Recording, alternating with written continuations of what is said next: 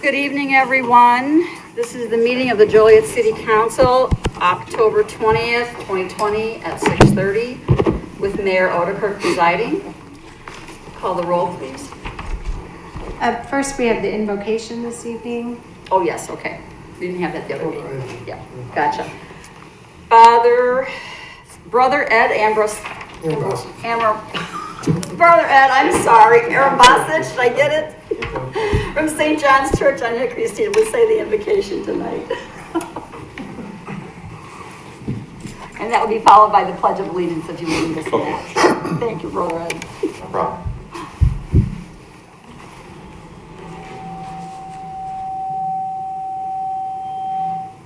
So let us pray. Creator of all, during this autumn season, we ask that you bless our Joliet family, our country, and the world as we live our lives in hope. Bless our mayor and his council. Give them understanding and fortitude as they care for our city and the faithful who live here. Bless all our first responders. Keep our firefighters, EMS, and police officers safe from all harm, and all those who continue to help us in our daily lives.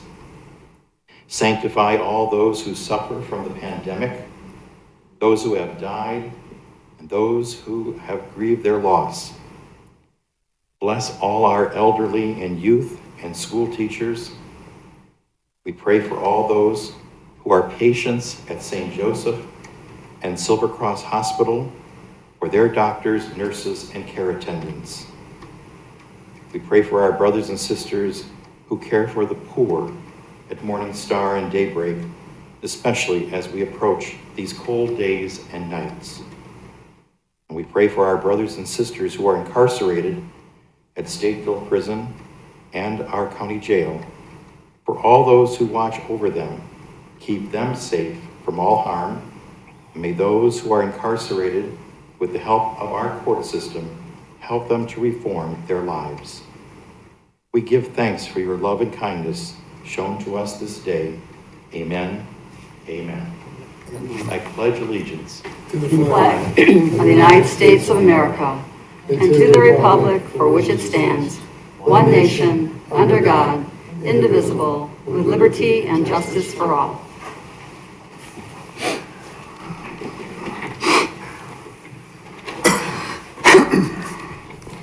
We have a roll call, Mayor Odekirk, Here. Councilman Dickinson, Here. Councilwoman Gavin, here. Councilman Todd, Here.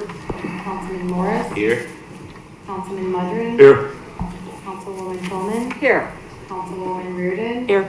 Councilman Turk. Here.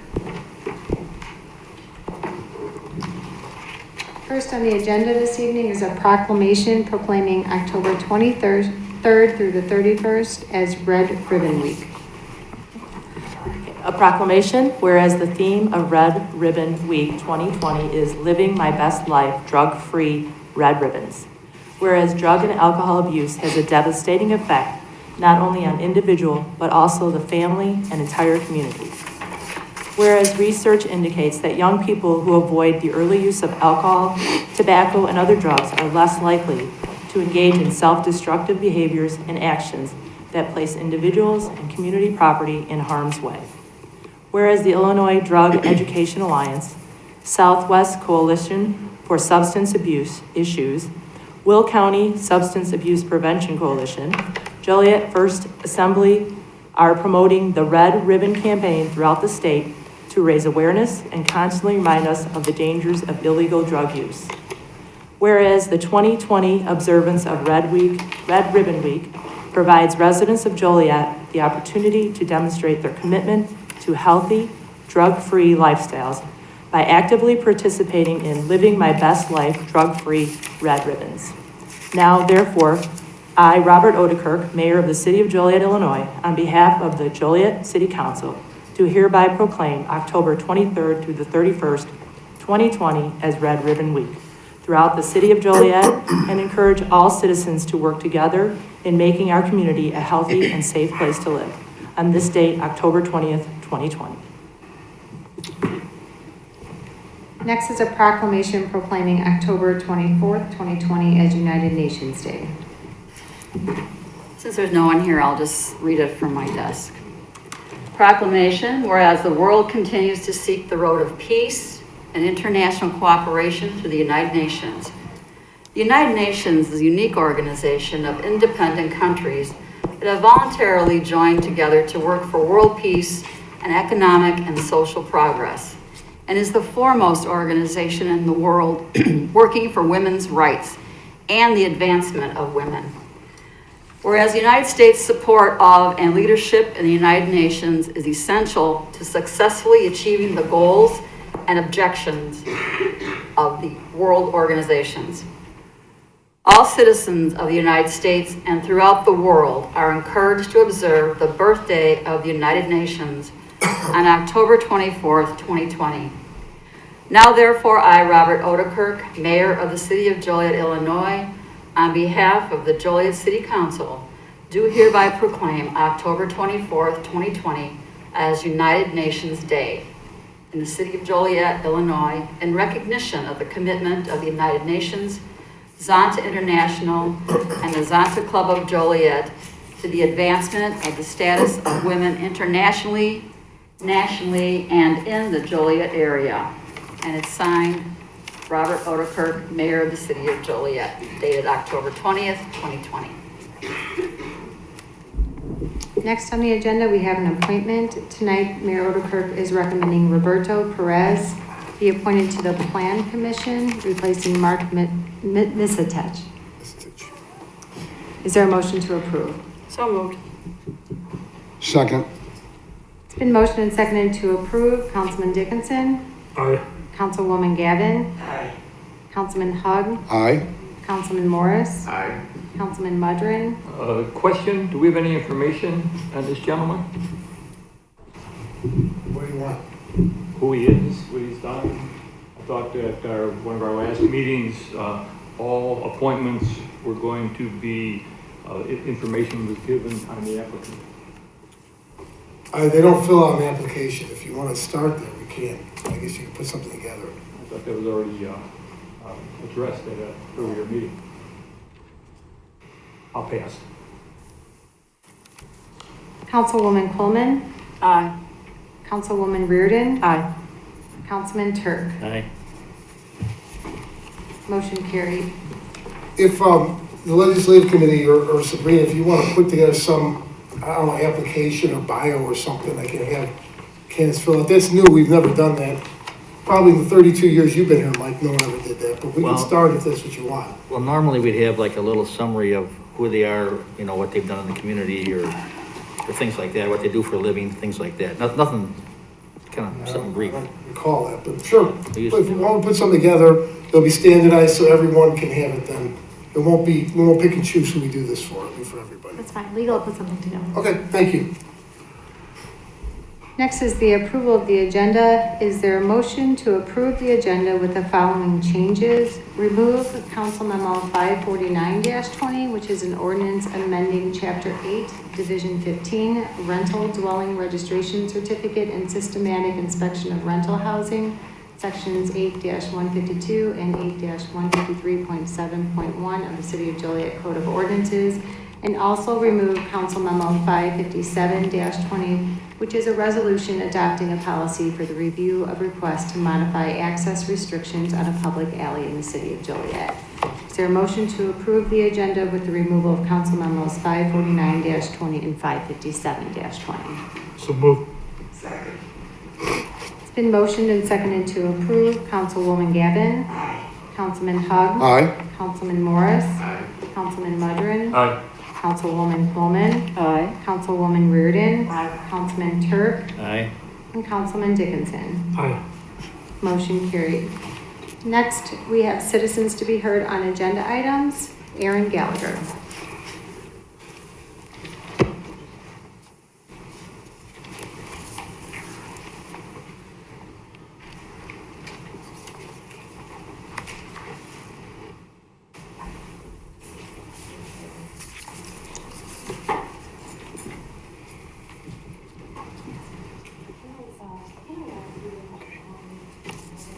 Start the clock. Okay.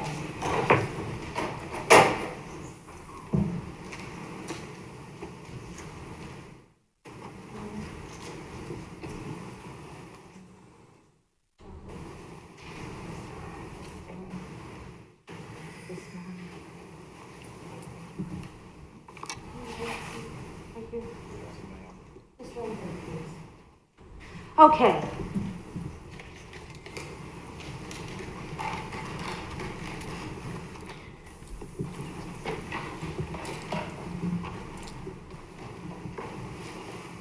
I would like to discuss the, have we resolved the issue of the audio problems from last night? No? Okay. I would like to discuss the issue 54620 about the Silver Cross Hospital and the wall with the Department of Veteran Affairs. But first, I just want to say that since, Mr. Mayor, you talked during 25% of my 4 minutes last night bullying me, I came tonight with visual aids. And since you jockeyed around the executive session before public comments to get Mr. Hugg out of the room before I spoke, my first thought was, what does Larry Hugg have to hide? What was so urgent yesterday that Excuse me. he made the public Okay. and So, your constituents, If you you're cut me off. familiar with the public microphone is cut participation off. rules of procedure, The microphone no is cut speaker off! shall engage in a debate or make direct threats or personal attacks or be uncivil or abusive. I So don't think that please, was uncivil I know- or abusive. I know you're Sir, guest you to our are the one city. being uncivil Please and follow our abusive. rules when you come to You are comment. being Thank uncivil you. and abusive. You go back to your comments? What was so urgent yesterday that Mr. Hugg All right, Tony. made we're the gonna move on. public and your Mr. constituents wait an hour so you could sneak out 9 minutes early? I asked myself, did Hugg leave early to avoid the Coleman, questions speak to about the Anyone else that would like to 22,000? speak on an agenda item this evening? That is not an attack. I'm asking the question. Thank you for So- your comment, thank you. We can adjourn the meeting for a couple minutes if we have to clear the room. Let's get back to the issue at tonight's agenda. The Silver Cross Hospital and the wall that is adjoined with the Department of Veteran Affairs. Oh, thanks for turning the microphone back on. Just please follow our rules, Ms. Gallagher. That was not a personal attack. I was asking a question. But back to the issue on tonight's agenda, the Silver Cross Hospital and the wall that is joined with the Department of Veteran Affairs. I wanted to find out, were you aware that the Department of Veteran Affairs wrote this letter to the Village of Elwood citing 5 points in opposition to North Point? Thank you to Julie Friebely and Judge All right, Mayor. well, this isn't an agenda Mayor item. You Janko. can speak at the end of the meeting. Thank you. Yes, This isn't an you're agenda cutting me item. off? Yes, you're not following the rules again. Please step aside. I think so it's we can part go on with of our the meeting. Veterans Affairs. Yesterday, you put me at the Thank back. you. What, are you Go gonna ahead, have them Christie, come and call the take me next out? speaker. Yes. Is there anyone else that would like to speak on the agenda item? You gonna cut me off if I speak again later? If you follow the rules, no.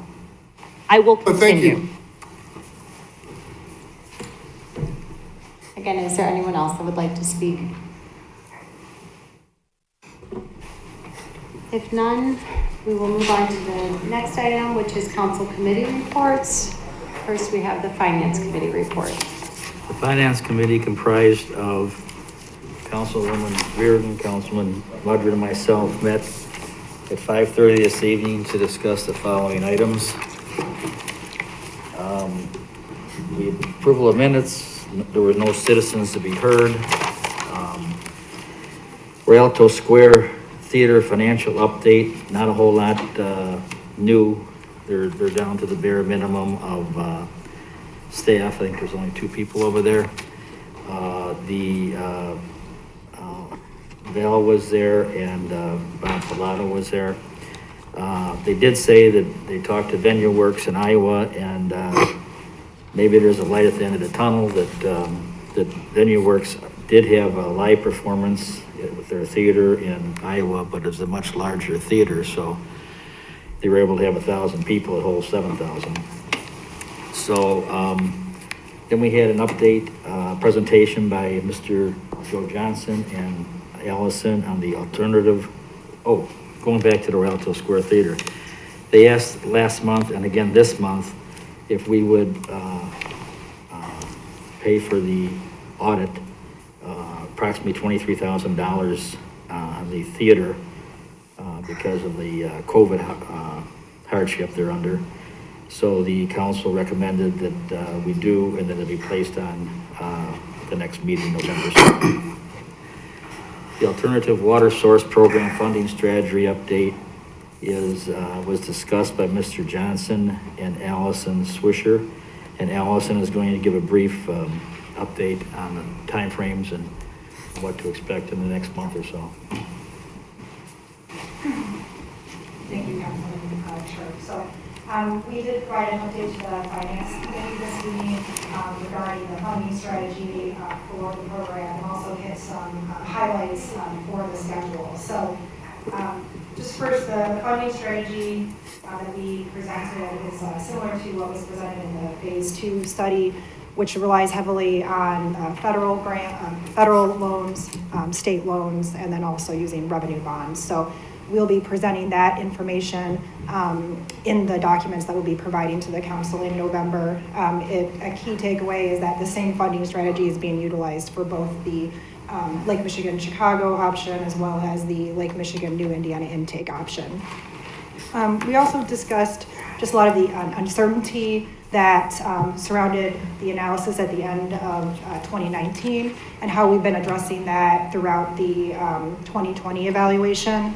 So the goal again is to try and further refine both those alternatives so that we can provide a good comparison for the council before you make your final selection. So as part of reducing some of that uncertainty, we've been having conversations with potential the water suppliers at the city of Chicago, as well as the water access providers in Northwest Indiana. And as I've communicated, we've been having very good conversations with those entities and look forward to presenting you with that information in November. Another thing we talked about is how we'll be presenting the cost impacts of the two alternatives. If you recall, in the Phase 2 evaluation, we presented two different metrics for measuring the cost impacts. One was a 50-year total cost of water, which added up all of the costs for the alternative over a 50-year period. And then the other one was looking at the impact to an average water bill at a snapshot in time in 2030. So we've added an additional component to that to better demonstrate the impacts to the council as well as the public. And what we're going to be doing is updating our rate model to show how we would actually propose rates to fund the construction and the operation of both of the alternatives. So we think with that information, you'll be able to see and aid in your decision making. So just some key dates. We will be holding a workshop on November 19th, that's Thursday, in the council chambers, at which we'll be presenting the evaluation. And at that meeting, it's really just an opportunity for us to provide that information to you. We're not expecting you to have all of your comments or questions available at that time yet, but it will just be, again, an opportunity to provide that information to you. We are going to be having two public forums so that the public can review and provide comments. Those will be virtual events held on December 2nd and December 3rd. And then we have added an additional council workshop, which we're anticipating will be on Thursday, December 17th. And at that time, we would be able to answer more questions. And also, we're going to provide an opportunity to the city of Chicago and the access provider in Indiana to come to that workshop and directly meet with the council and demonstrate their support for the alternative. So at this time, we're anticipating then that we would seek a selection from the council in early January of next year. So that is a very quick update, but we are on track to complete the evaluation and present the information in November, and I'm confident that we've completed the goals of the program for this year. Thank you. I'm glad we're inviting representatives here. We can't obviously negotiate in public, but I think it's important for transparency that people hear what we're hearing and see what we see. Thank you. Okay, we also discussed the monthly financial report with Mr. Gadati, He informed us that last Thursday, October 15th, he submitted the application for the $5.7 million of COVID funds that are flowing through the county back to the city for COVID expenses. And we should be getting that, which will be a good help. He's still predicting a $5 to $10 million deficit at the end of this fiscal year, and hoping that the reason why it's that big a range is because things change every day with, you know, businesses being shut down, restaurants being shut down and reopened. And hopefully we can start the new year with a fund balance of, reserve balance of $40 million. We also reviewed the temporary department vacancies, which were virtually none. Travel expense report was virtually none. And invoices paid report, and recommend they be approved. Let's see if there's anything else. And that was it. Sherry, Pat, do you have anything? That's a report. Yeah, Mike, you mentioned the Rialto. Pat, is it possible you can get some type of update for them? Obviously, what's happened this year is no fault of their own. And I do know they were creative in some ways. They brought revenue in, including with the county doing traffic court. So maybe if we can get some kind of update going into the budget or where they're at. Yep. Thank you. You know, Mayor, I believe they're also doing a partnership with the museum on these movies that they're having out at the prison. So it's put on by the Rialto and the museum folks. I think it's to raise money for both venues. But it was just canceled with the governor's speech. Yeah, right. But That's right. You're right, then, yeah. On Friday. Mhm. Next is Land Use and Legislative Committee report. Yes, the Land Use and Legislative Committee, we met Thursday, October the 8th, here in Council Chambers. The committee consists of myself, along with Councilman Dickerson and Councilwoman Twillman. We had an agenda with a couple honorary street signs that I think is very deserving for both of the applicants. One is Pastor James Hamilton, been pastor here in Joliet for over 48 years. Along with Terry Darcy. And I don't even need to talk about Terry. Everyone knows the work that he's done here in the city. So those two would move to the council for approval. Also, we had several ordinance amendments to several ordinances. I don't know if Mr. Reed is here tonight.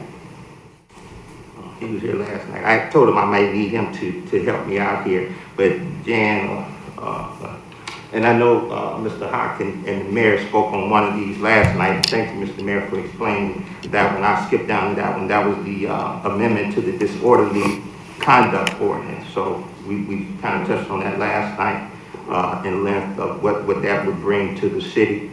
One of the other amendments was made to the responsible bidder ordinance. Where the state of Illinois would be doing a study for minority participation, and the city is just kind of moving forward with beefing that up, with getting more information on bidders that bid on work or projects here in the city. So that was also moved to the council for approval. And we had a couple other ones. One we did table was the amendment to the subdivision ordinance, so that will be coming back to the committee before coming to the council. And we had an amendment to the traffic code concerning Child Passenger Protection Act that we also, the legal department felt that it would be good to have that in our traffic code here locally here within the city of Joliet. It's already was a state act, so it was amended in our traffic code. Am I missing anything, committee, Jan? No, sounds like you covered it. The amendment, it was also discussed last night a little bit too about the amendment to the permit for the warehouses. And that, was thought would be good for our staff to have information on what business is actually in the warehouse. Not that it's just a warehouse, but sometimes the staff or the city doesn't know who's occupying the warehouse, so they would apply for a permit, and that would give us information, on that. So that was also moved to the. Terry, council for there's more licensing. We talked about licensing it so that we would know where all the permits are, or where all the warehouses are, the empty ones as well. Right, and who's in it. Right. Thank you, Jen. Right. I think that's it, unless I missed something. Nope, I think that's it, Mr. Mayor. Next is Public Safety Committee. Public Safety met this evening at 5:30, and in attendance was Councilman Hogg, Councilman Dickinson, myself, and staff was City Manager Hack, Deputy Chiefs Batis and Reed, and from Communications and Technology, David Brainerd. We discussed the new plan that the city manager has rolled out called Less Than Lethal Force. And it's a 3-phase approach regarding software, tasers, and body cams. And we discussed it briefly, very briefly. And it was decided that the city is going to apply for, the city manager is going to apply for some grants here in March. And the federal government, I spoke to Congressman Foster last week. In fact, he called me to follow up from our original phone call. And he said to send him all the information on these cameras and tasers, and that they would look at the funding. It probably wouldn't happen until the first of the year, but this is a nationwide issue right now. And he's hopeful that we definitely, if not federal money, some grant monies out there for all of us. And the city manager suggested that the council have a resolution to spell out the plan. Was that right? For the less than lethal force. And other than that, it's pretty much all we discussed. Did I miss anything, Lauren? No. Oh, okay. So that concluded our report for today. Thank you. Public Service Committee report. Public Service met yesterday afternoon at 4:30 here in the City Council chambers. On the committee in attendance was Councilwoman Gavin, Councilman Morris, and myself. We had a short agenda, luckily, because we barely got done before the 5:30 meeting.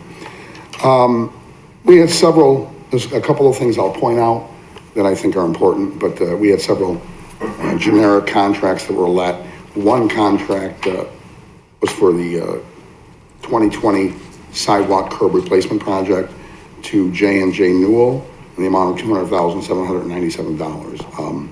Then we have one, and I'm going to explain it briefly because if people see it, it says award a contract for the Infantry Drive Fence Repair Replacement Project 2020 in the amount of $44,800 to the Cedar Mill Incorporated Company. This apparently has to do with an agreement back when Infantry Drive was widened in the early 90s, 1990 or so. And the agreement was, for some reason at the time, that city council decided the city would be responsible for certain fences, residential fences along that road. And so we are obligated to continue that 30 years later.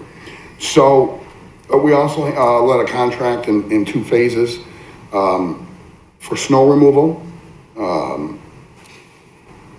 Group 1 went for $51,500 to Snow Systems. Group 2 went for $52,670 to George's Landscape, doing city parking lots, city center parking lots, things of that nature. What I will point out is we had one item under consent agenda, which was the Build Illinois Bonds Fund Program.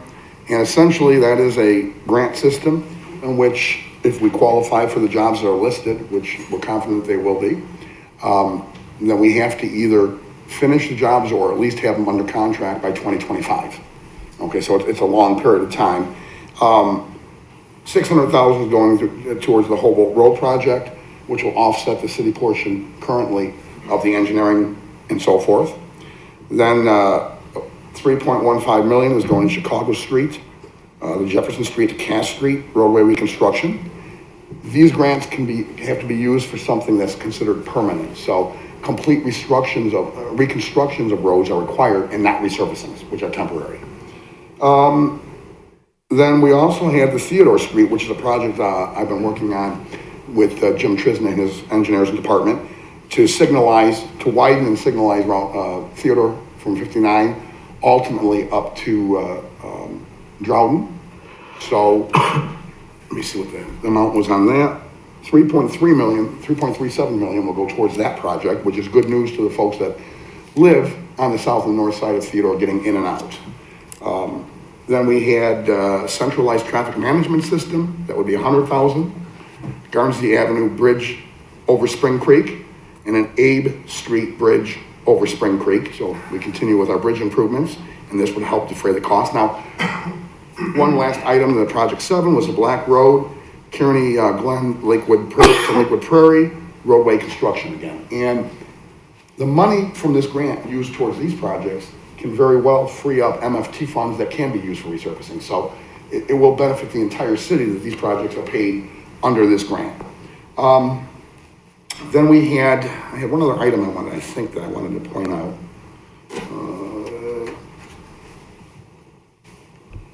Okay, resolution in support of the Illinois Transportation Enhancement Program for the Chicago streetscape improvements. And that is essentially another grant from the Illinois Department of Transportation that can be used. Of course, we're going to be reestablishing and widening the current streets that were narrow many years ago, right?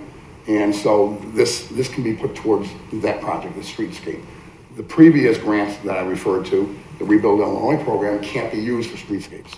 So the good news was a couple of projects that will be millions of dollars in grants from the state, which will certainly help with our budget moving forward. Other than that, things were pretty routine. We went through the ordinances, resolutions, we went through the change orders, pay estimates. There was one for Van Mack Electric for $6,347.86. We went through the contracts, we vetted them, and everything was sent for. Well, we did remove the alley ordinance because it was decided by the committee at my suggestion and after discussion that we would forward our comments and our thoughts on it to Councilman Morris's legislative committee, since it is for the first time a codification of opening or closing alleys. That's a legislative act, and we certainly want to respect the respective committees. So that will be going to Councilman Morris's legislative and land use committee, and then back to the full council with whatever they come up as a recommendation. With that removed, everything else was unanimously approved to be sent forward to my colleagues here, asking you or recommending that you approve all the items on our agenda, which also appear on tonight's city council agenda. Did I miss anything, Betty or Terry? No, sir. Except for the Army, Go ahead. the information regarding the Army Corps. Oh, the floodplain area. Right, we did look over that with the Army, that's gonna go towards, we have to solve for those residents and businesses that are in what has been declared a floodplain, which for many years wasn't. So it has to do with building a dike or a wall to remove them from that. And what that means is those folks won't be paying $6,000 a year for flood insurance. They'll get back to the normal $1,500 a year as an example for flood insurance. So yes, we did look at that. Thank you, Betty, for reminding me of that. Anything else? That would be the report then? Thank you. Mayor? I show no other reports. Under consent agenda, approval of the minutes, it's recommended the minutes of the pre-council meeting held on October 5th, 2020, and the minutes of the council meeting held on October 6th, 2020, stand approved as recorded. Invoices paid report, it's recommended this report be received and placed on file. Council Memo 541-20, position vacancies, it's recommended the city manager be authorized to fill one director of community development position and any subsequent vacancies which may occur. Council Memo 542-20, City of Joliet Rebuild Illinois Bond Funds Program, it's recommended this program be approved. Is there a motion to approve said consent agenda items? So moved. Second? It's been motioned and seconded to approve. Councilman Hug? Aye. Councilman Morris? Aye. Councilman Mudrin? Aye. Councilwoman Coleman? Aye. Councilwoman Reardon? Aye. Councilman Turk? Aye. Councilman Dickinson? Aye. Councilwoman Gavin? Next, under public hearings, Council Memo 544-20. This is a public hearing regarding proposed Rock Run Crossing redevelopment project area tax increment financing district eligibility study and redevelopment plan and project. This is a public hearing, so comments would be in order at this time. Is there anyone who'd like to speak on this subject?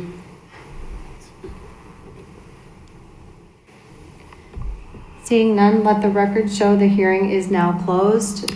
There Mayor? is no other action tonight. This was only the public hearing. Yes, Mayor, we have Representative Rick Joseph for Cullinan or in the Rock Run development, if council members have any questions for him. does anyone have any questions, Mr. Joseph?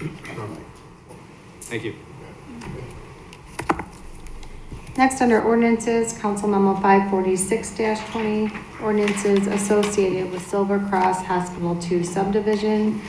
This includes an ordinance reapproving the revised preliminary plat of Silver Cross Hospital 2 subdivision, an ordinance approving the final plat, and an ordinance approving the recording plat of Silver Cross Hospital 2 subdivision Unit 2. It's recommended said ordinances be adopted. So moved. It's been motioned and seconded to approve. Councilman Morris, Aye. Councilman Mudrin, Aye. Councilwoman Coleman. Just a comment, Jim. I talked to Mr. Tryon earlier this afternoon from Silver Cross, and he said that the final agreement, because we talked about that eyesore, the part, that wall that's still hanging out there, Yes. that they were supposed, that the VA hospital is supposed to take care of that. And apparently there's been some issues over the years, and it's still there, but so maybe we need to start talking to the VA hospital or the government people. I'll have staff look into And that. it just seems to be a danger, and there's people hanging out in there, and it's just not a healthy spot. So I'll vote aye. Councilwoman Reardon, Aye. Councilman Turk, Aye. Councilman Dickinson, Aye. Councilwoman Gavin, Aye. Councilman Hug. Aye. Motion carried. Council Memo 547-20, ordinances associated with Clarius Park subdivision. This includes an ordinance approving the final plat of Clarius Park subdivision Phase 2 and an ordinance approving the recording plat of Clarius Park subdivision Phase 2. It's recommended said ordinances be adopted. So moved. Second. It's been motioned and seconded to approve. Councilman Mudrin, Aye. Councilwoman Coleman, Aye. Councilwoman Reardon, Aye. Councilman Turk, Aye. Councilman Dickinson, Aye. Councilwoman Gavin, Councilman Hug, Aye. Councilman Morris. Aye. Motion carried. Next is Council Memo 548-20. An ordinance accepting easements associated with the Garnsey Avenue over Spring Creek Bridge Improvement Project. It's recommended said ordinance be adopted. So moved. Second. It's been motioned and seconded to approve. Councilwoman Coleman, Aye. Councilwoman Reardon, Aye. Councilman Turk, Aye. Councilman Dickinson, Aye. Councilwoman Gavin, Aye. Councilman Hug, Aye. Councilman Morris, Aye. Councilman Mudrin. Aye. Motion carried. Council Memo 549-20 was previously removed from the agenda. Council Memo 550-20, an ordinance designating 575 East Jackson Street as a local historic landmark. It's recommended said ordinance be adopted. So moved. Second. It's been motioned and seconded to approve. Councilwoman Reardon, Aye. Councilman Turk, Aye. Councilman Dickinson, Aye. Councilwoman Gavin, Aye. Councilman Hug, Aye. Councilman Morris, Aye. Councilman Mudrin, Aye. Councilwoman Coleman. Aye. Motion carried. Council Memo 551-20, an ordinance amending Chapter 18, Article 1, Sections 18-20, and establishing Article 22 of the City of Joliet Code of Ordinances. It's recommended said ordinance be adopted. So moved. Second. It's been motioned and seconded to approve. Councilman Turk, Aye. Councilman Dickinson, Aye. Councilwoman Gavin, Aye. Councilman Hug, Aye. Councilman Morris, Aye. Councilman Mudrin, Aye. Councilwoman Coleman, Aye. Councilwoman Reardon. Aye. Motion carried. Council Memo 552-20 is an ordinance amending Chapter 21, Article 1, Section 21-5, Disorderly Conduct, Ordinances of the City of Joliet Code of Ordinances. It's recommended said ordinance be adopted. So moved. Second. Been motioned and seconded to approve. Councilman Dickinson, Aye. Councilwoman Gavin, Councilman Hug, Aye. Councilman Morris, Aye. Councilman Mudrin, Aye. Councilwoman Coleman, Aye. Councilwoman Reardon, Aye. Councilman Turk. Aye. Motion carried. Council Memo 553-20, an ordinance amending Chapter 19, Article 1, Division 1, Section 19-1, adoption of the Illinois Vehicle Code Ordinance of the City of Joliet Code of Ordinances. It's recommended said ordinance be adopted. So moved. Second? It's been motioned and seconded to approve. Councilwoman Gavin. Councilman Hug. Aye. Councilman Morris. Aye. Councilman Mudrin. Aye. Councilwoman Coleman. Aye. Councilwoman Reardon. Aye. Councilman Turk. Aye. Councilman Dickinson. Aye. Motion carried. Council Memo 554-20, an ordinance amending Chapter 2, Article 13, Division 2, Section 2-440 of the City of Joliet Code of Ordinances. It's recommended said ordinance be adopted. So moved. Second. Been motioned and seconded to approve. Councilman Hug. Aye. Councilman Morris. Aye. Councilman Mudrin. Aye. Councilwoman Coleman. Aye. Councilwoman Reardon. Aye. Councilman Turk. Aye. Councilman Dickinson. Aye. Councilwoman Gavin. Motion carried. Under resolutions, Council Memo 556-20, resolution in support of the Illinois Transportation Enhancement Program for the Chicago Streetscape Improvements. It's recommended said resolution be adopted. So moved. Second. Been motioned and seconded to approve. Councilman Morris. Aye. Councilman Mudrin. Aye. Councilwoman Coleman. Aye. Councilwoman Reardon. Aye. Councilman Turk. Aye. Councilman Dickinson. Aye. Councilwoman Gavin. Aye. Councilman Hug. Yes.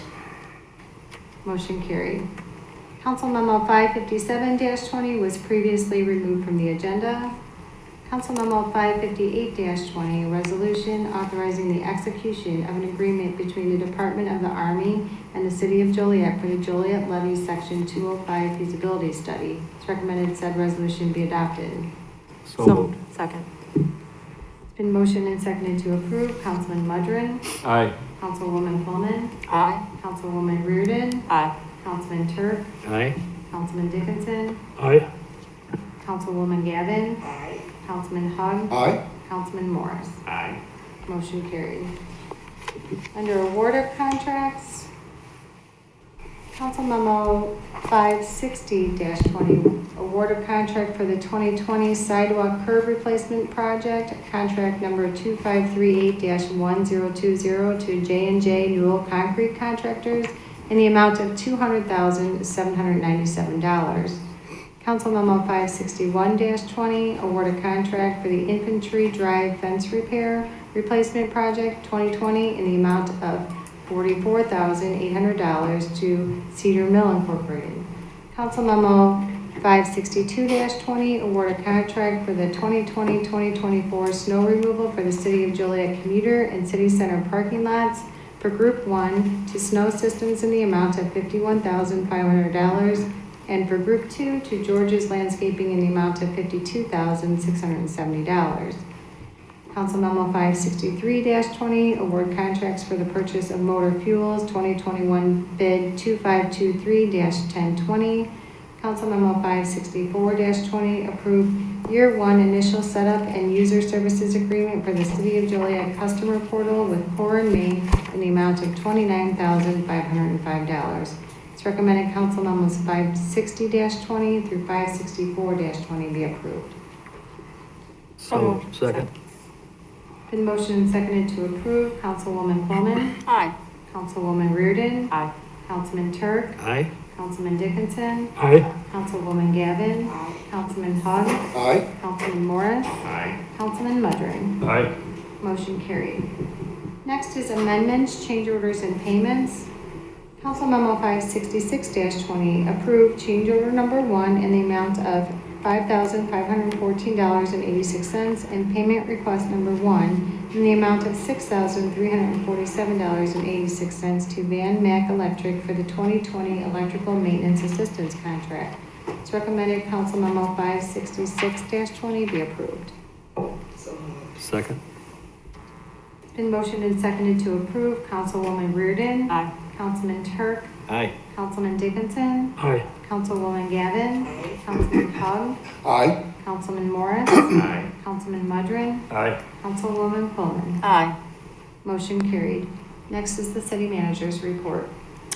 Thank you. I just wanted to review a little bit about the Rock Run TIF. So we just closed the public hearing this evening, and what staff is recommending as the next process, as you know, in a TIF, you're giving a rebate to the developer for a 20-year period in this case, and that is the increase in value of where it is today and where it goes in future years once there's new development on there and the property of the value increases. And that goes to pay the infrastructure improvements that we'll be making, not only the expressway improvements, but also the roadways and bridges that go throughout that development. So the first few years, there's zero income, because it's going to take some years to get these intersections and roadways even built so that they can start building some commercial industrial development on the property. So what we're proposing is to wait till the first meeting in January, so we've got a full year of construction potential, and we get ahead of that curve and hopefully decrease from maybe 3 years to 2 years when we actually have income.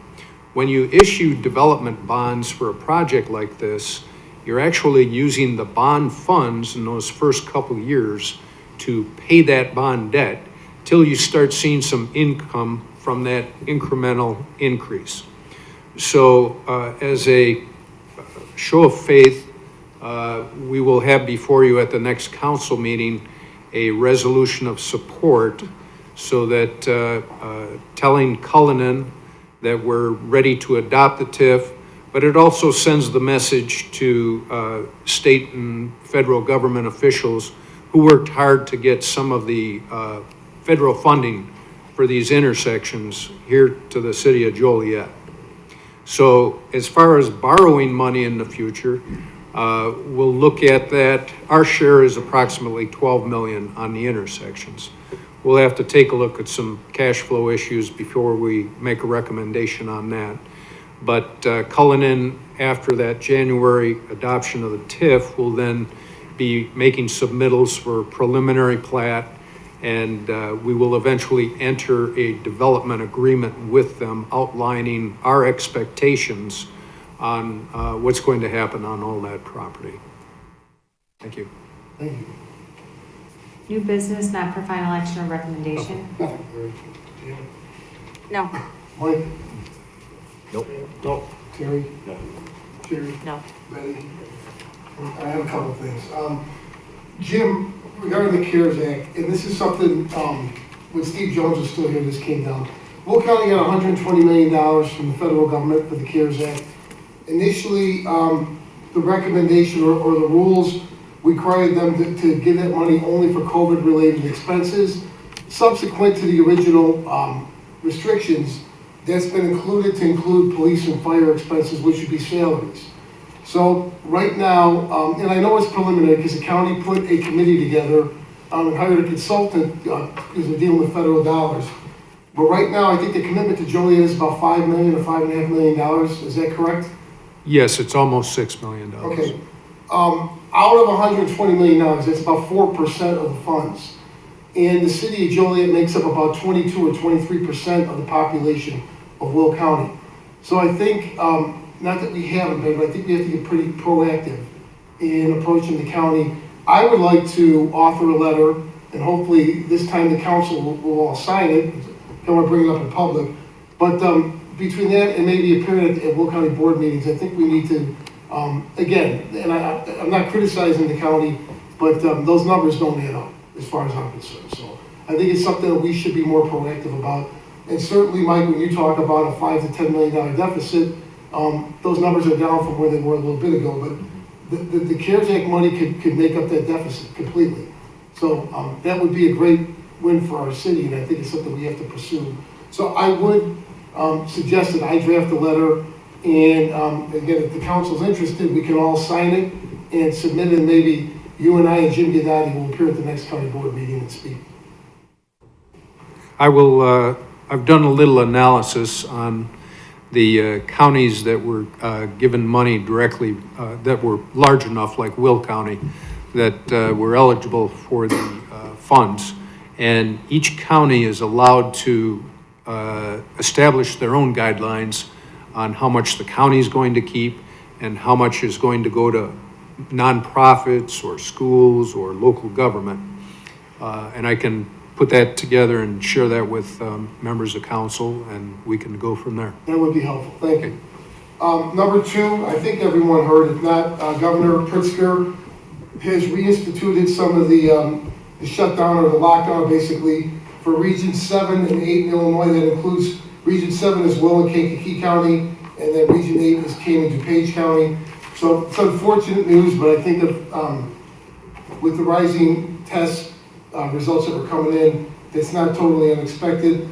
We have committed here at the city level to do what we can to work with our bars and restaurants and the businesses that are affected by this. Obviously, safety is number one concern, but yeah, I don't know how many times a restaurant can keep getting shut down like this and survive, not just with bills that aren't being paid and staff that is or is not getting paid, but with the food that they buy and then perishes because there's no one there to buy it because they're not open. So I would just remind Joliet residents, if you can, support these local restaurants with carryouts if possible. Do what you can. It's a very difficult time for a lot of entities, and they're really taking it on the chin, not only here but throughout the county. And then finally, the last couple meetings, we've had a couple individuals who aren't from Joliet, one in particular that keeps coming and telling the council how the city's going bankrupt and basically, I guess, presented a pretty dire view of Joliet. So I had Derek Conley, and I do want to thank Derek for the hard work he's done. He's our Economic Development Director.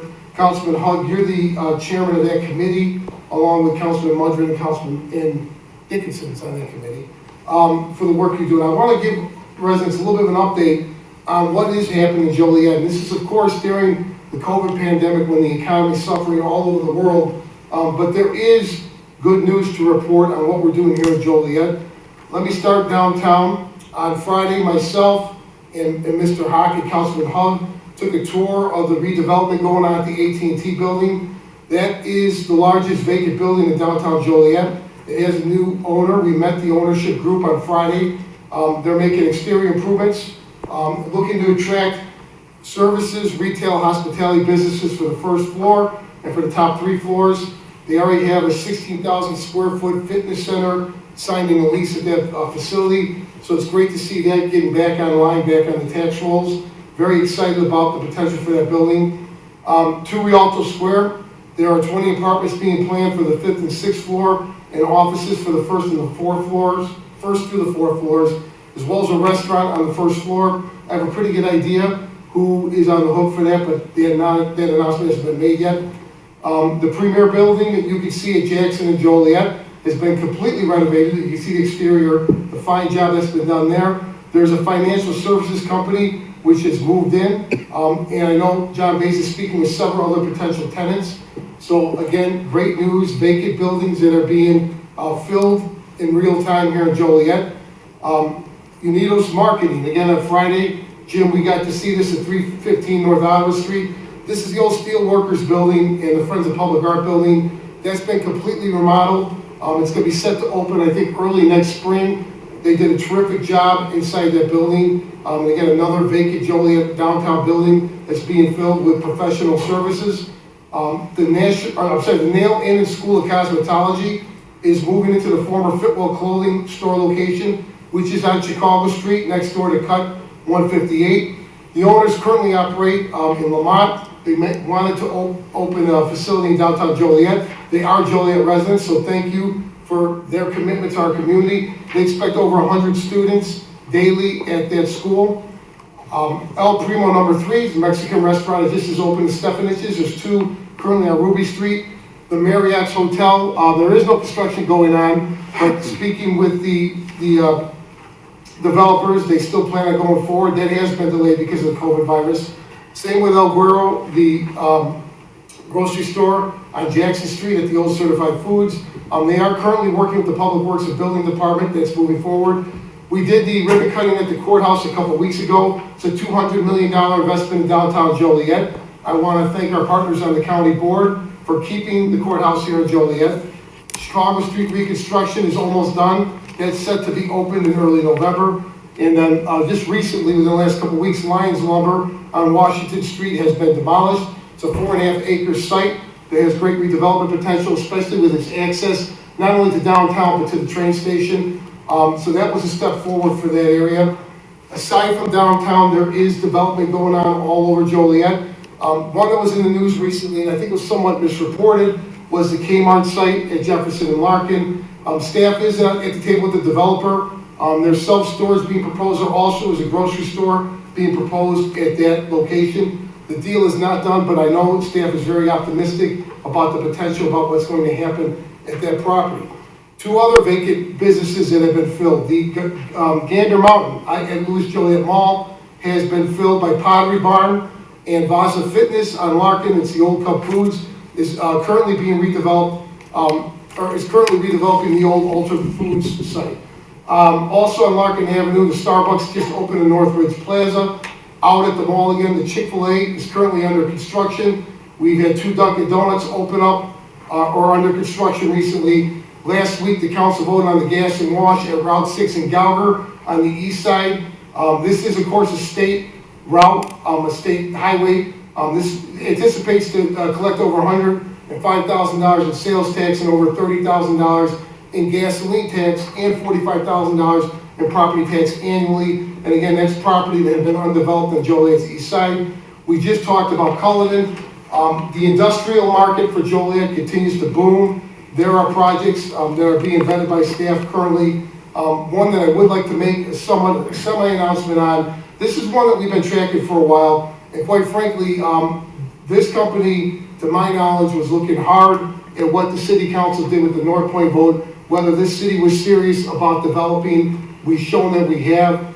This is a company out of Springfield, Missouri, SRC Logistics. They're pleased to announce the opening of a new facility in Joliet to manage the reverse logistics. I'm sorry, I'm having a hard time reading. Of course, used for manufacturing on behalf of an international automobile brand. So that is coming to Joliet. There'll be more details in the near future. This is an outstanding facility, manufacturing jobs. Again, an international automobile brand going to locate in Joliet. So that's a quick run now, but I do want to thank staff. I know how hard they've worked, especially during these times. And Councilman Hugg, you and your committee and the members. We are pressing ahead in Joliet. Obviously, COVID has hit everybody's budget, but it is outstanding. And our citizens need to know that the city of Joliet, just not only not resting, we are pressing forward and we're going to continue to do so. And of course, it's through that type of development that we were able to go 8 years that myself, Councilman Hogg, and you, Councilman Morris, were on this council where no taxes were raised in Joliet. And we added to the reserve fund, which is what we're going to rely on this year, hopefully not next year, but this year to get us over the hard time. It's good government, and it needs to be said and reminded because of, unfortunately, people, especially people from outside our city, who continuously try to put Joliet in dire circumstances that aren't the case. So that's all I have for new business. Mayor, if I might add a comment to Yes. that. I don't know if people can get their head around that. That makes a very long list of projects from what you might call small ball to hitting home runs. Right. That's hundreds of millions of dollars of investment. Imagine how much more as a council we're going to do once COVID is taken under control. Is there an executive session tonight, Jim? Yes. Yes, sir, very brief.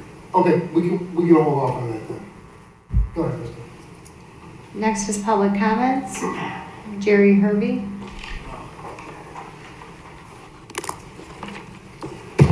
Council, Mayor. So, like, I'm kind of coming to y'all as a whole, not to bring out anything anybody's doing wrong, none of that stuff. So I want all of y'all to do something for me just really quickly. We're going to give out some scenarios, and I kind of need a minute. So I need you to erase all of y'all personal thoughts, feelings, emotions, of everything you got against anybody, and just take it out, all right? So we had a situation in January where a young man died in police custody. Not even that. So the officer involved, Doug May, supposed to be on administrative leave. Do anybody here feel it is appropriate to have him reassigned while he's on administrative leave? If you're on administrative leave, that's what it is. That completely defies the logic of holding an officer accountable if he's being promoted or moved around while he's on administrative leave. So, I mean, does anybody have an issue with that? So even if we just take the race, everything out of it, if somebody does something wrong and you're going to look at what they've done wrong, is that really appropriate at this time with everything that's going on to make that decision to reassign an officer in a position with everything that's going on and everything that he's done? Even if you're going to do it, you got to wait till he come off administrative leave, at least have the respect to submit the findings to the city council. This is what we put y'all in these seats for, so they can address y'all with these issues. How does he get reassigned to a position? And according to their policy, the chief, in my perception, has an issue where he has a sense of arrogance, where he's going to do what he wants to do, and none of you are going to do anything about it, irregardless of how much money that it costs. So then you got another situation with Officer Belaski. A female was sexually assaulted. And when that comes into mind, my personal feelings is not going to change whether it was Ms. Gavin, whether it was Jan, whether it was Sarah. This is a female that we're talking about.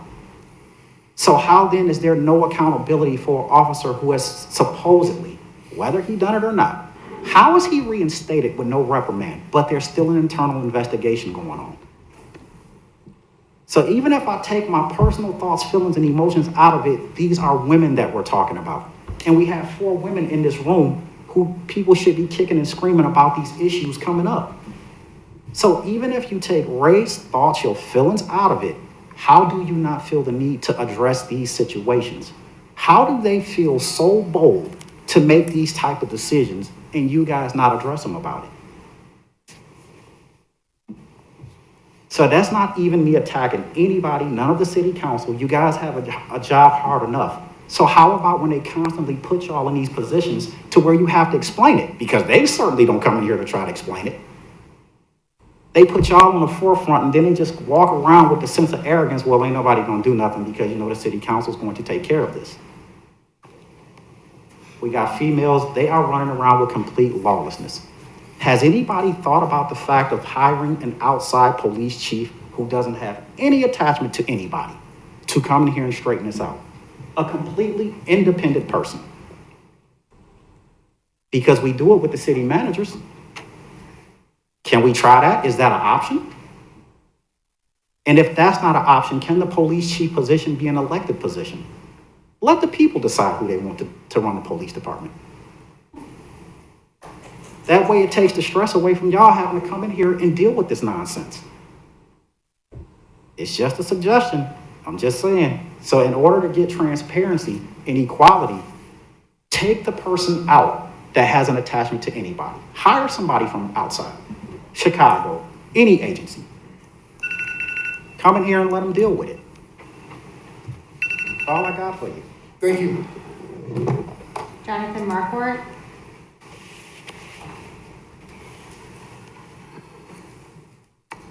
All right, so first, I just want to say that report on economic development has me, to say the very least, very excited. My highest praises on that all sounds very amazing. Thank you. But I'm not here to talk about that entirely. First, I'm just a little bit bothered because, I mean, I've been polite. I've gone with the flow of things. Only thing I've really done is been consistent. 2 weeks ago, I did position 2 different committees for a meeting on the matter, emailed the relevant bodies, gave them documents, shared contact information. I didn't get anything back on a meeting. I do appreciate that city management did reach out and give me some great information about the Citizens Police Academy, but police reform is still outstanding. In the past few years, use of body cams nationwide in municipal PDs has gone up significantly. GovTech.com cites Bureau of Justice Statistics and finds that an estimated 1,200 more PDs adopt body cams each year. And in 2018, they estimate that 58% of PDs use body cams. We are in the minority here, and the margin we exist in right now is shrinking. We got to catch up as soon as possible. We cannot afford another 4 months of phone tag, unanswered emails, lip service, and flat out denial on the matter. It is nice to have updated tasers. It is good that we're finally getting on that. I don't really like the pacing that it's being done at. And I also do find it a little bit odd that it's being kind of done as an offshoot of what the constituency is actually asking for the police department. But we definitely need these body cams first and foremost. They protect officers, they protect citizens, they keep stories straight. They do nothing but good things. We need to have these, we have nothing to lose on it. Policeforum.org has a nice cost-benefit analysis for body cams, and the very edible sum of $739 per unit covers the camera itself, storage, and maintenance per year. That's super affordable.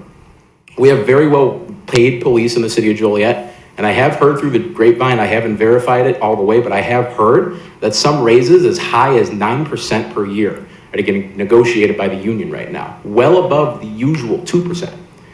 That same police forum analysis states that Mesa, Arizona, they pay about $725,000 plus or minus per year for their body camera program, but at the same time, they have earmarked $623,000, give or take, in savings on relevant lawsuit settlements to offset that cost. I don't think we need to wait for grants. We just need to spend smarter. Those on the committees that I referred to earlier, I have reached out with. I sent the same email back. I do verbally want a follow-up. I'm verbally asking for a follow-up here. If any of the sources that I mentioned are desired by any of you, please feel free to reach out. I will provide.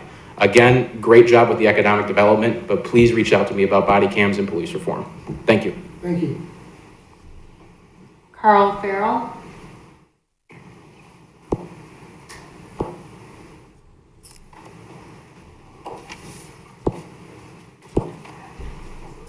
How you doing?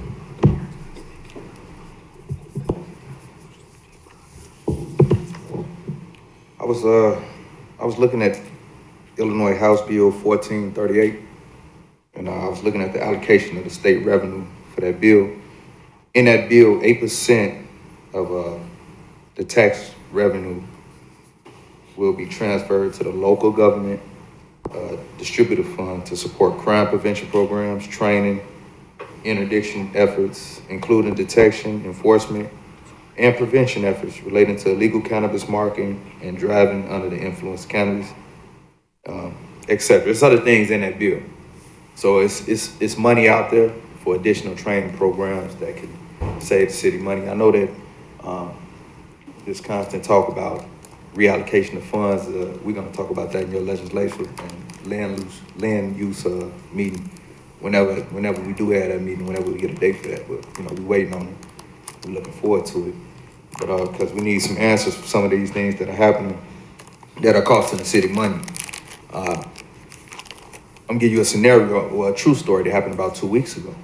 There was a woman. She's been a citizen of Joliet for about 30 years, taxpaying citizen. She worked. She retired. She had a stroke while she was driving. Got in an accident. Ended up at a restaurant that she frequents in her neighborhood.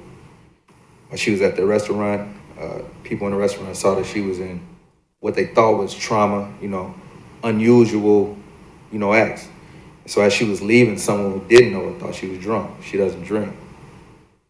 They called the police and said that she was, was a drunk driver getting in their car, was trying to leave. The police came.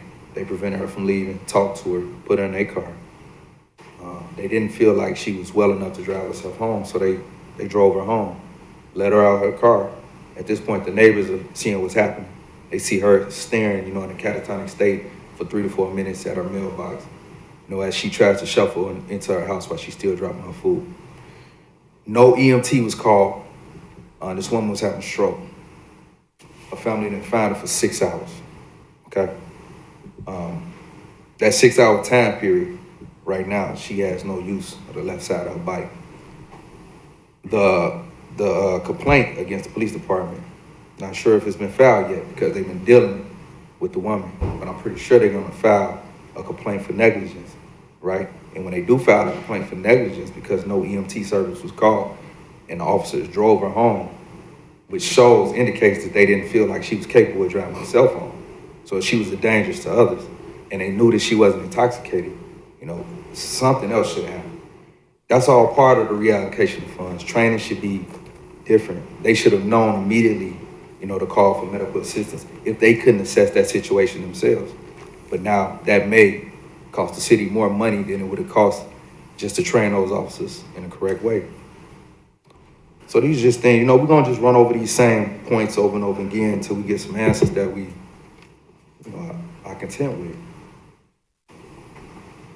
Thank you. Jim, regarding House Bill 1438, I know we had a discussion about that. Right now, we don't know how much money is coming to Joliet, is that correct? That's correct. Are you in the process of trying to figure this out? We are, yes. This is obviously a new law, so it's first time around for everybody. Thank you. Matt? Yes. And actually, I had talked to Carl earlier this evening, and when you said distributed fund, it shook it loose. Jim, correct me if my overview is wrong. Remember, we're talking about taxes being allocated.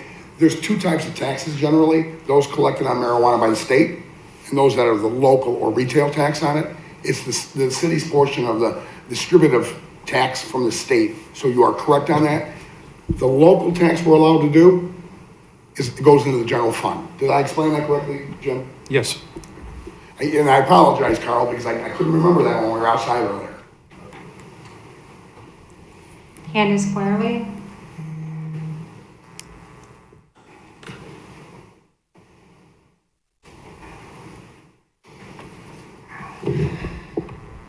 Good evening. I'm back again. First, I want to say that I agree fully with Jerry's sentiments and echo exactly what Jonathan and Carl have said. So I'm not going to repeat it. I just want to note that we've all done the work. We've done the research. We've given you facts, figures, numbers. We've handed this to you on a silver platter, and it's been 4 months, and nothing's been done. In that time, we've sent dozens of emails that have gone unanswered.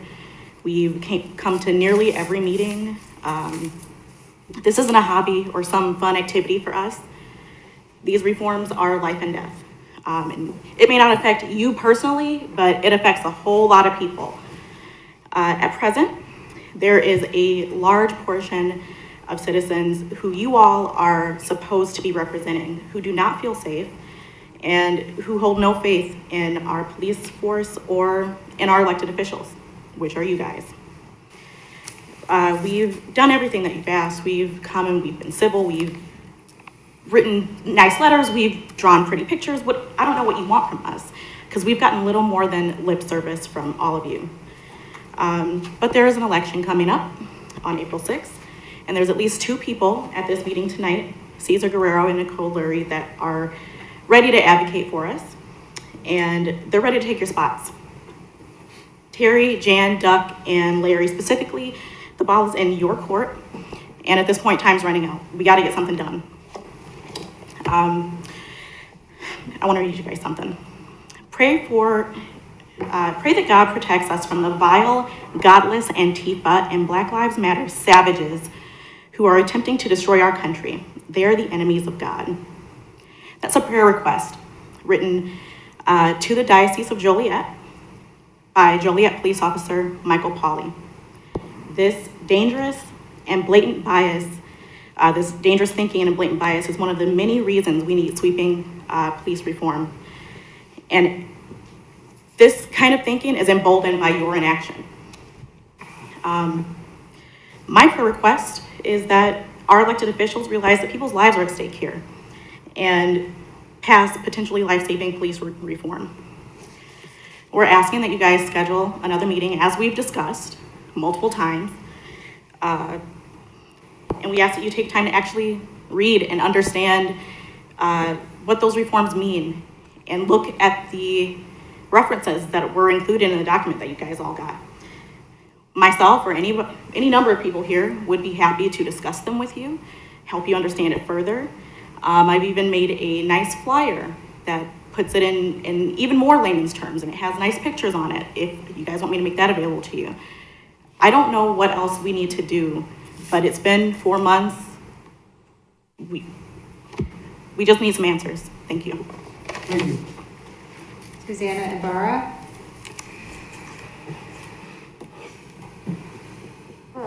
I echo everything that Jonathan, Candace, Carl and Jerry said, so you don't need to hear me say the same thing again. Wholeheartedly, appreciate you listening to this tonight, that we've sent emails to every one of you, and I know you guys care. I know you care. You're sitting here very stone-faced, but I know you care about people. You care about your constituents. So the police department is facing at least 12 separate federal lawsuits, including numerous excessive force complaints. At least one wrongful death lawsuit and 4 cases are filed current or former officers. So this is costing the city millions and millions of dollars. It could be mitigated by police reforms. The mayor himself said the training policies are 20 years behind. Can we bring the police department up to speed? It not only protects the residents, it not only protects the people being arrested, it protects the officers as well. Everyone's life is important. And we would like that meeting. Jan sent me an email more than a month ago that said it was in Terry's hands. I've sent Terry many emails to no avail. There's some really great people here like Jonathan, who would be happy to sit on a police citizens review board.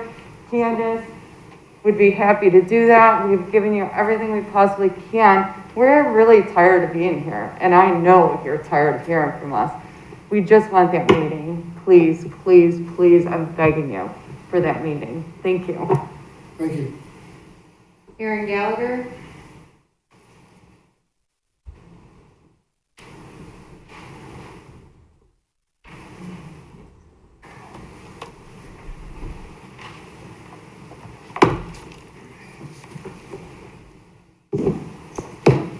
Personal attacks on council members is not the same thing as challenging your actions and behaviors while you were in those seats and taking campaign contributions.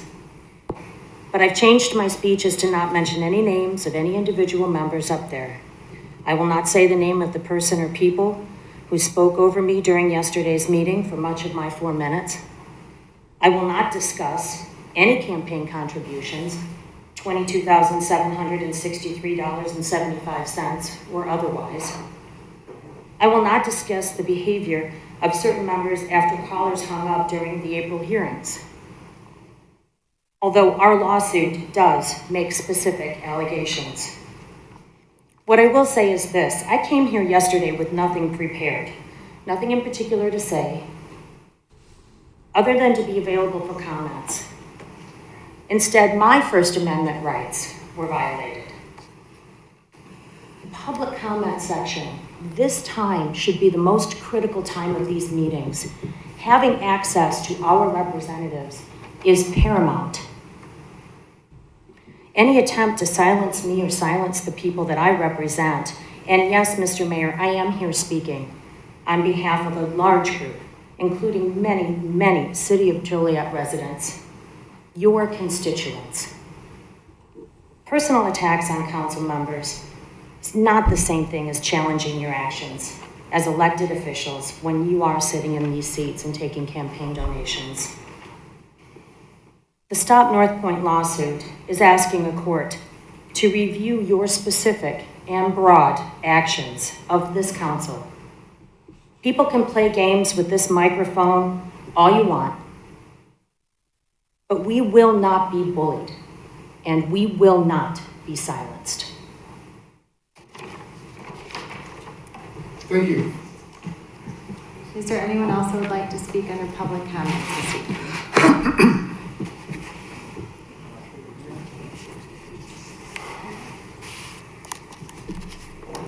See, none. Next, we have mayor and council comments. Larry? Yes, Mayor, I wanted to thank you personally yesterday, and thank you for honoring my and my family's privacy. That when I called you about 4 o'clock yesterday afternoon and told you what had developed, what I needed to take care of in the evening, you said you would do your best. I said I needed to be out of there by 6:45 to take care of this thing. And unfortunately, I didn't get out till 7 because the executive session had quite a number of items. But thank you for taking all the heat from certain people, for rearranging that so that I can go and take care of it. I also wanted to thank some members of this council who are aware what happened, as well as some members of the public. My private life is my private life, but I do thank you for calling last night and checking up on me and my family, calling again today, and everything's fine. We all go through things that we need to address. Family should always come first. With that said, you know, there are people tonight who are very passionate, but the people in this room right now, you're all civil, honest, sincere, compassionate people, and your passion shows it. But some people not so much. It reminds me of a course I took in Northern Illinois University, that there are other folks that aren't like you, or aren't like us. And you know the term, Larry, you're acting infantile. I remember in a psychology course I took at NIU, the psychology professor, she actually defined what she meant by infantile. She said that infants don't understand the world goes beyond what they can touch, taste, and smell. When a door slams, it must have been caused for them, or it must have been done for them. And that's what infantile means. When you think other people's actions completely revolve around your very myopic situation. Here, you folks that are sitting in here are going more on a world stage, you know, a larger problem, and I admire that. And we will continue to work together, even with friction. But other people, not so much. You know, the best advice I had gotten was lies are like rabbit holes. You have some people out there that will misrepresent, be disingenuous, misrepresent, and be dishonest and outright lie. And a lie is like a rat hole. If you go down that rat hole and follow them, even when you blow that rat hole up, they're going to create 2 new rat holes because it's easy to make things up. And then you wind up chasing rats down rat holes 24 hours a day. The best thing is to ignore them, and usually they go away. So again, thank you for all that are compassionate. Thank you for the passion of those in the audience for police reform, for social justice. And we're going to continue to do it. And thank you for the concern for my family. Thank you, Mayor. Thank you. Jim? Mayor, has the governor talked about the trick-or-treating for the children? Because I'm getting a lot of phone calls about that. Has that been canceled, or is it still going forward? No, I haven't heard anything about being canceled, and we are gonna go forward though. Okay, well, I just wanted to give folks a little tip if they want to be involved. I know on our website, if you do not wish to participate, you can download a particular sign that says, and you can put it on your door that says you do not wish to participate. But if you do, leave the lights on for the children. And to make it safe, I know a lot of folks, including myself, we have purchased 5-inch PVC tubing, and we're decorating it. And we're, you know, so you can just slide the candy down to them, so there's no physical touching and there's still social distancing. And they can put their little bags or whatever underneath that to catch it. And I guess a lot of the kids have been watching it on TV and questioning if people are going to do that. So rather than leave a bowl, I know a lot of people were going to leave a bowl at the bottom of the stairs or at your porch and let kids go in there and grab it. But again, not such a good idea. So if you want to do that, this is a safe way to do it, and the kids are getting a kick out of it because I know a lot of the neighbors are really decorating them up and trying to make it fun for the kids. So that would just be my suggestion, and I do hope that we can get back so that the governor won't cancel that, because the kids really need this. They're looking forward to it, and I think the adults do as well. That's all. Thank you. Mike? Just, I'm not happy with our governor and the cutbacks and the virus, but it's real. We all know it's real. People are getting very sick. I think we all need to do our best. I know we're wore out. It's been a long time, but I'm not the best. I'm going to try to be better during these next few months, that hopefully we can beat it back. Sherry? Sherry? No. Eddie? Yes, John, thank you. I just want to remind those of you in the community that are facing some financial difficulties when it comes to your utilities, your mortgage, your rent. There are funds available. Also, your prescription subsidy funds. There is money available. Please you can contact myself, or you can contact the Spanish Center. There is relief out there for you, so please look into that and get benefits from that. Thank you. Thank you. Just to follow up on Councilman Coleman, Halloween will be, we're moving the hours up because it's on a Saturday. They'll be from 3 to 6. And again, please social distance, wear your mask, all the things that we've been doing since March.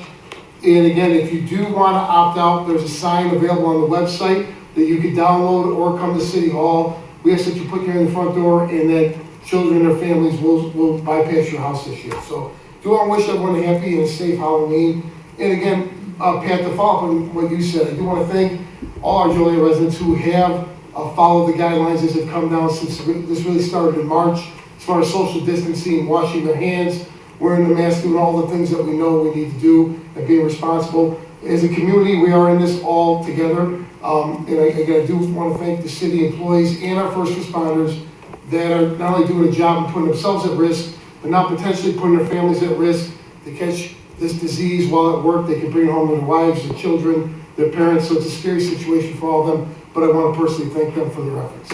And that's all I have. Mayor, I have one more comment. Yes. You know, Pat, I commend you for that. You're absolutely correct. And after you said that, I'm sitting here thinking, all of us have been under such stress and scrutiny. And the rules and regulations that we have to follow, we can't go to a restaurant, we can't go shopping, we can't do our groceries, we can't talk to our neighbors, our family. Everything is heightened, everything is magnified tenfold. And I think we all have little short fuses, and, you know, not to make excuses, but I think we're all living under so much stress right now under these hard times. So hopefully we can get past that and work through this and come to solutions together. I know passion's out there, I'm passionate too, and, you know, all of us are we're at our breaking point, I believe, right now. And we need to sit back and take a few breaths and maybe just start all over. But I commend Pat for saying that, and he's right. And I feel the same way. So we'll do better. Thank you. Yeah, if I can make one other comment, sorry. The holiday parade, we're not making an official announcement on it yet, but I think we all can see where this is trending. So we're working with staff and Councilwoman Coleman, thank you for your help, on some alternatives that we're going to do this holiday season, and what we're going to try to do for the young people in Joliet. So those announcements should be coming hopefully by the next meeting. But we'll see where things go. Is there a motion to go into closed session to discuss litigation, after which the meeting will be adjourned? So moved. Second. Been motioned and seconded to approve. Councilman Turk. Aye. Councilman Dickinson. Aye. Councilwoman Gavin. Aye. Councilman Hung. Aye. Councilman Morris. Councilman Mudrin. Aye. Councilwoman Coleman. Aye. Councilwoman Reardon. Aye. Motion carried.